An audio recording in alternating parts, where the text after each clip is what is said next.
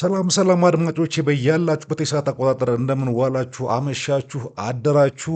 ከአምቦሎጆ ስፖርትን ይዤላችሁ መጥቻለሁ። ዛሬ ይዤላችሁ የመጣሁት ሁለት ትኩስ ዘገባዎችን ነው። መሐመድ ሳላህ ትናንትና ምሽት ሊቨርፑል ከሊድስ ዩናይትድ ጋር 3-3 ከተለያየበት ጨዋታ ላይ ተጠባባቂ ወንበር ላይ ቆይቶ ወደ ጨዋታው ሳይቀየር ቀርቶ ነበረ። ከዛ ከጨዋታው በኋላ ለጋዜጠኞች በሰጠው ቃለ ምልልስ ላይ በጣም አስገራሚ የሆነ ነገር ተናግሯል። መሐመድ ሳላህ ሊቨርፑል የውጤቱ ማጣት ተጠያቂ የጦስ ዶሮ አድርጎኛል ሲል ነው የተናገረው።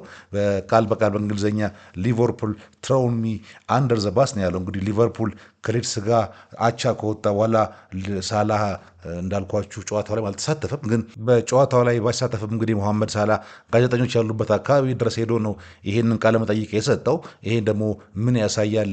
ከዚህ በፊት የሊቨርፑል የቀድሞ ተጫዋች ጄሚ ካራገር መሐመድ ሳላህ የሚናገረው የኮንትራት ማራዘሚያ ሲፈልግ ወይም ደግሞ የጨዋታው ኮከብ ሲባል ብቻ ነው ያለውን የሚያረጋግጥ ይመስላል። ጄሚ ካራገርን እኔ በግሉ ባለው አቋም ብዙ የማይመቸኝ ቢሆንም በተለይ ከሊቨርፑል ጋር አንድ ችግር በተፈጠረ ቁጥር በጣም ይጨቃጨቃል። ከሳላህ ጋርም እንደዚሁ ሰጣ ገባ ውስጥ ነበሩ። ግን ጄሚ ካራገር እንዳለው መሐመድ ሳላህ ዝም ብሎ ቆይቶ ሊቨርፑል በተቸገረበት ሰዓት ላይ ትናንትና ወደ ጋዜጠኞች ጋር በመሄድ እንግዲህ ይህንን አነጋጋሪ የሆነ ቃለመጠይቅ ሰጥቷል ማለት ነው። ከአሰልጣኙ ጋር ጥሩ ግንኙነት ነበረን፣ አሁን ግን ምንም ግንኙነት የለንም። በተጫዋችነት ሕይወቴ ምናልባትም ለመጀመሪያ ጊዜ ለሶስተኛ ተከታታይ ጨዋታዎች ተጠባባቂ ሲሆን ነው። ይሄንም የምቀበለው አይደለም ነው ያለው መሐመድ ሳላህ። ለዚህ ክለብ ብዙ አድርግ ያለው አሁን ግን ተቀያሪ ወንበር እያሞኩ ነው፣ ምክንያቱ ግን አልገባኝም ብሏል። እንግዲህ እዚህ ጋር መሐመድ ሳላህ እንዴት ምክንያቱ እንደማይገባው አላቅም። ዓለም ሁሉ የሚመለከተው ነው። መሐመድ ሳላህ አምና ካቻምና የምናውቀው መሐመድ ሳላህ አይደለም። ሊቨርፑል ባለፈው የውድድር ዓመት ኮንትራቱን አራዝሙለት ከፍተኛ ተከፋይ ካደረገው በኋላ 400 ሺህ ፓውንድ በሳምንት የሚከፈለው ነው። ዘንድሮ ግን መሐመድ ሳላህ ያለው መሐመድ ሳላህ ሳይሆን ጥላው ነው። እንግዲህ 15ኛ ጌም ነው ፕሪሚየር ሊግ ላይ 3 ጨዋታ እንኳን አልገባም ብንል ቻምፒየንስ ሊግ እና ፕሪሚየር ሊግን ጨምሮ በዘንድሮ አቋሙ ትክክል አይደለም መሐመድ ሳላህ። ይሄ ደግሞ ዓለም ሁሉ የሚያየው ነው። ክለቡም ምንም የተቃውመው ነገር የለም። ደጋፊዎች ይቃወማሉ፣ ጸሐፊዎች ይቃወማሉ፣ ጋዜጠኞች ይቃወማሉ። ግን ለምን ተጠባባቂ ወንበር ላይ እንደወረድኩኝ አልገባኝም የሚለውን ነገር እሱ ካልገባው እንግዲህ ይህን ዓለም ሁሉ የሚያየው ነው። ይህንን መቀበልና ውጤትን ወይም ብቃትን አስተካክሎ ወደ ጨዋታ ለመመለስ ከሞከር ይልቅ ይሄ ከመሐመድ ሳላህ የመጠበቀው አልነበረም። ለማንኛውም እንደዚህ ትኩስና እጥር ምጥን ያለ ዘገባዎችን ለመስማት ከፈለጋችሁ ካምቦሎጆ ስፖርትን ሰብስክራይብ፣ ፕሮግራሞቼን ደግሞ ላይክ እና ሼር ማድረግ አትርሱ እያልኩኝ ወደ ዘገባዬ ስቀጥል ወደ አፍሪካ ዋንጫ ከመሄዴ በፊት ደጋፊዎችን በአንፊልድ ሰናበታለሁ፣ ከዛ በኋላ ምን እንደሚፈጠር አይታወቅም ብሏል። እንግዲህ ይሄንን በመናገር ራሱን ለዝውውር ክፍት እያደረገ ይመስላል። ግን ይሄ ለሱ የሚጠቅመው አይመስለኝም። ምናልባት ሊሄድ የሚችለው ወደ ሳውዲ አረቢያ ነው። ግን ክለቡን አልፈልግም ካለ ይሄንን ደሞዝ አፎርድ አድርጎ ሊቀጥረው የሚችል ያለ አይመስለኝም። ምክንያቱም ከክለቡ ጋር ግንኙነቱን አቋርጫለሁ ካለ ዋጋ ይረክሳል ማለት ነው። እና ከአፍሪካ ዋንጫ በፊት እንግዲህ አንፊልድ ላይ ከብራይተን ጋር ጨዋታ አለን። እዛ ላይ የአንፊልድ ደጋፊ ችን እሰናበታለሁ። የምወደው ክለብ ነው፣ ግን የክለቡ ችግር እኔ አይደለሁም፣ የሚገባኝም ክብር እየተሰጠኝ አይደለም ነው ያለው መሐመድ ሳላህ። በየቀኑ በጣም የሚገርመው ነገር የተናገረው ነገር ውስጥ መካከል በየቀኑ ቦታዬን ለማግኘት መታገልና መልፋት የለብኝም፣ ቦታዬን ያስከበርኩት ቦታ ነው ብሏል። እንግዲህ ይሄ ከማንም በላይ አይደለሁም፣ ግን ቦታዬን ያስከበርኩት ቦታ ነው ማለት ምን እንደሆነ አይገባኝም። ያስከበርከው የሚባል ቦታ የለም።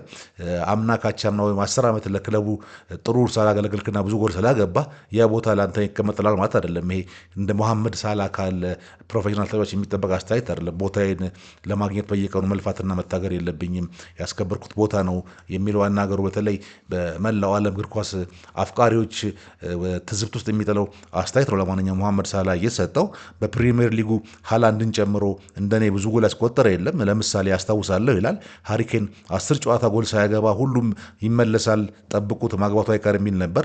አሁን ግን እኔ ስሆን የቡድኑ ችግር እንደሆንኩኝ ነው እየተወራብኝ ያለው ብሏል። ጃሚ ካራገር ነገ ተነስቶ የፈለገው ሊል ይችላል። እኔ ግን ምንም አይመለከተኝም። እንግዲህ መሐመድ ሳላህ ሃሪኬን እና መሐመድ ሳላህ እኩል አይደሉም። እኩል ያልሆኑት በችሎታ ሳይሆን ሃሪኬን እንግሊዛዊ ነው። እንግሊዛዊ ደግሞ በጣም ብዙ ደጋፊና ሚዲያ ያላቸው። መሐመድ ሳላህ ይሄንን አውቆ መቀበል አለበት። መሐመድ ሳላህ እንግሊዛዊ አይደለም። አውሮፓዊ ቢሆን ኖሮ እስካሁን ድረስ 2 ወይም 3 ባለንዶሮችን ሊያሸንፍ ይችል ነበር። ይሄ የዓለም ነባራዊ ሁኔታ ነው። ራሱን ከሃሪኬን ጋር ማነጻጸሩ ራሱ አግባብ አይመስለኝም። በችሎታ ሃሪኬንን መሐመድ ሳላ አጥፎ ይበልጠዋል። ግን ሃሪኬንና መሐመድ ሳላ ያላቸው ከበሬታና የሚዲያ ከቨሬጅ እኩል አይደለም። ምክንያቱም የምናውቀው ነው፣ ብዙ ወደ ውስጥ መግባት አያስፈልግም። ስለዚህ ራሱን ከሃሪኬን ጋር አነጻጽሮ የተናገረበት ሁኔታ ይሄንን ነው የሚመስለው። እንግዲህ ሊቨርፑልን አሁን ባለበት አጣብቅኝ ውስጥ እንደገና ሌላ በእንቅርት ላይ ጆሮ ደግፍ ሆኖባቸዋል ማለት ነው መሐመድ ሳላ። ሊቨርፑል ሲሪየስ የሆነ እርምጃ የሚወስድ ይመስለኛል። ምክንያቱም ክለቡን ጭምር እንደተናገረው ተጫዋቾች ስሜታዊ መሆን ይችላሉ። ስሜታዊነቱን ወይም ብስጭቱን የራሱ አንደርስታንድ አደርገዋለሁ። ግን አሰልጣኙን ወይም ደግሞ ሌላ አካል መናገር ይችላል። ግን አጠቃላይ አሁን ክለቡን መውቀሱ እንግዲህ ሊቨርፑል እንደ ክለብ አጣብቅኝ ውስጥ ነው ያለው። መሐመድ ሳላህን እነሱም ቢለቁት ደስተኛ የሚሆን ይመስለኛል። ምክንያቱም ከዚህ በኋላ ያለው ደሞዝ ገቢ እንኳን ባያገኙበት 400 ሺህ ሳምንታዊ ደሞዙ መቀነስ ራሱ ለሊቨርፑል አንድ ፎይታ ነው። ምክንያቱም ልጁ እንግዲህ አሁን እንደሰማችሁት መታገል አይፈልግም። ቦታዬን በድሮ ውጤቶች ያስከብሬዋለሁ፣ ስለዚህ የሚገባኝ ቦታ ነው እያለ ነው። ለማንኛውም ሊቨርፑል አሁን ባለው ችግር ላይ ሌላ ተደራቢ ችግር ሆኖ መጥቷል ማለት ነው መሐመድ ሳላህ።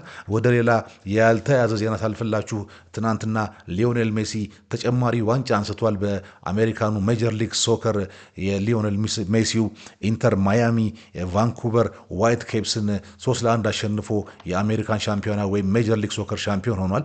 በዚህ ጨዋታ ላይ እንግዲህ ከሜሲና ከኢንተር ማያሚ ዋንጫ ማንሳት ይልቅ በጣም ሌላ አንድ ያለኝ ዜና ሁለቱ ድንቅ የስፔን ብሔራዊ ቡድን ተጫዋቾች የነበሩት ጆርዲ አልባና ቡስኬትስ ጫማቸውን ሰቅለዋል። ይህ ጨዋታ ከተጫወቱ በኋላ በተለይ ቡስኬትስ ቀድሞ የባርሴሎና ተጫዋች ሉዊስ ሱዋሬዝ ጋር ተያይዘው ሜዳ ውስጥ ሲያነቡ ታይተዋል። እንግዲህ ሰርጂዮ ቡስኬትስ ከ800 በላይ ጨዋታዎችን የተጫወተ ነው በእግር ኳስ ተጫዋችነቱ። ለባርሴሎና ብቻ 722 ጨዋታዎችን አድርጓል። ይሄ ድንቅ ተጫዋች ስፔን የ2010 የዓለም ዋንጫና የ2012 አውሮፓ ዋንጫን ስታነሳ ትልቅ ሚና የነበረው ነው። እንዲሁ ጆርዲ አልባም ከ700 በላይ ጨዋታዎችን ያደረገው በፕሮፌሽናል ህይወቱ። ለባርሳ ብቻ እሱ ራሱ 457 ጊዜ ተጫውቷል። እንግዲህ ትናንትና በሊዮኔል ሜሲ ከሚመራው ኢንተር ማያሚ ጋር የዋንጫ ሻምፒዮን በሆኑበት ጨዋታ ላይ ሁለቱም የመጨረሻ ጨዋታቸውን ነበር ያደረጉት። በነገራችን ላይ ኢንተር ማያሚ በቀድሞ የማንቸስተር ዩናይትድ ተጫዋች ዴቪድ ቤካም ጣምራ ባለቤትነት የሚመራና በአርጀንቲናዊው ማሼራኖ የሚሰለጥን ቡድን ነው። እዚህ ቡድን ውስጥ የቀድሞ የባርሳ ከዋክብት በብዛት አሉ። ሉዊስ ሱዋሬዝ፣ ሊዮኔል ሜሲ፣ ሰርጂዮ ቡስኬትስ እና እንዲሁ ጆርዲ አልባ እዚህ የተጫወቱበት የነበረ ክለብ ነው። ዴቪድ ቤካም ተሳክቶለት እንግዲህ ኢንተር ማያሚ በታሪኩ ለመጀመሪያ ጊዜ የአሜሪካው ሜጀር ሊግ ሻምፒዮን ሆኖ አምበሉ ሜሲ 2 ኳሶችን ለጎል ባቀበለበት ጨዋታ ላይ 3-1 በማሸነፍ ሜሲ ተጨማሪ ዋንጫ አንስቶ የኢንተር ሚያሚ ደጋፊዎችን አስፈንጥዘዋል። እንግዲህ የጆርዲ አልባና የሰርጂዮ ቡስኬትስ የመጨረሻ ጨዋታቸው ነበረ። በዚህም ጫማቸውን ሰቅለዋል። እንግዲህ እግር ኳስ ጨዋታ እንደዚህ ነው። እድሜ እየገፋ በሄደ ቁጥር ሄዶ መጨረሻ ላይ አንድ ቀን መሰናበት አይቀርም። መሐመድ ሳላህም ይህንን ሀቅ እየተቀበለ ያለ አይመስልም።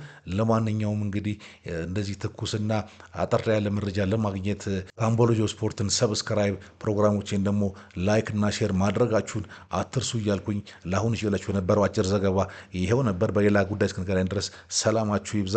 ቻው።